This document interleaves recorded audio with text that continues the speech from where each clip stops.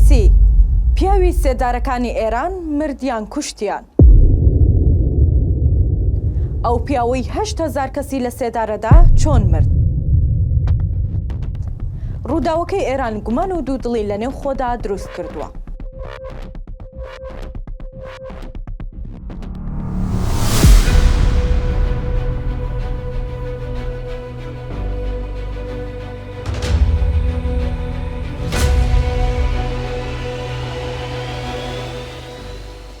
بەیانی ئەمڕۆ دووشەممە 25/2024 دوای زیاتر لە 16 کاتژمێر گەڕان دوجار فڕۆکەیەکی بێفڕۆکەوانی تورکی لاشەی ئیبراهیم ڕەیسی و تیمە هاوڕێکەی لە نێو سەختترین جێگای ئێران و فڕۆکە تێکشکاوەکەیان دۆزیەوە. ڕووداوەکە هەموو جیهانی بەخۆیەوە سەرقاڵ کرد و لە نێو خۆی ئێرانیشدا گومان و دوودڵیەکی قورسی دروست کردووە. بەو پێی ڕێیسی خەونی جێگرتنەوەی ڕابەر و کورسیەکەی عەلی خامنەیی هەبوو.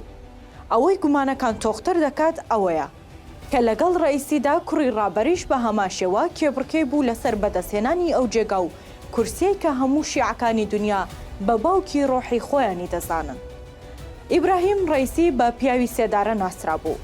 پیاوێکی وشک، تند و هەستیار بوو و یەکێک لە متمانە پێکراوترین پیاوەکانی ڕژیمەکە بوو. ئەو لەو ماوەیە کە بەرپرسی ئەنجومەنی دادوەری بوو واژۆی لەسەر لە سێدارەدانی 8,000 ئێرانی کردبوو. زۆربەی لە سێدارە دراوەکان کورد و لە نێویاندا لە ئەنگرانی پارتەکانی کۆمەڵە و دیموکرات بوون و بە هۆکاری بەشداری سیاسی فەرمانی لە داردانیان دەرکرا بوو.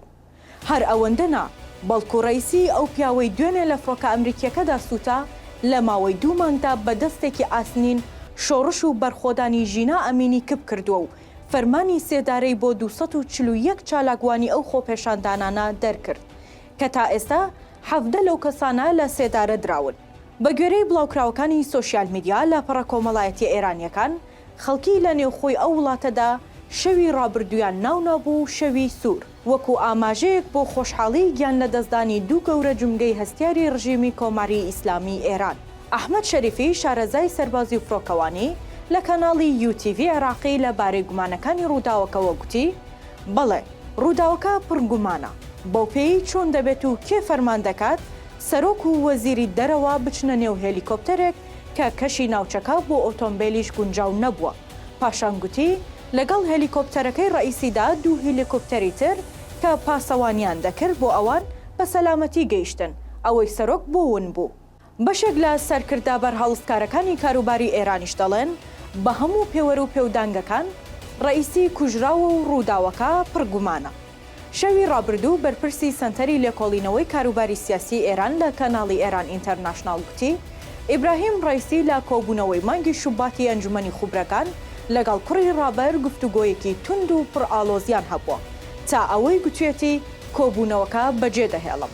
بۆیە گومانەکان بۆ بوونی دەستێکی نێوخۆیی دەچن نەوەک ڕووداوێکی سروشتی.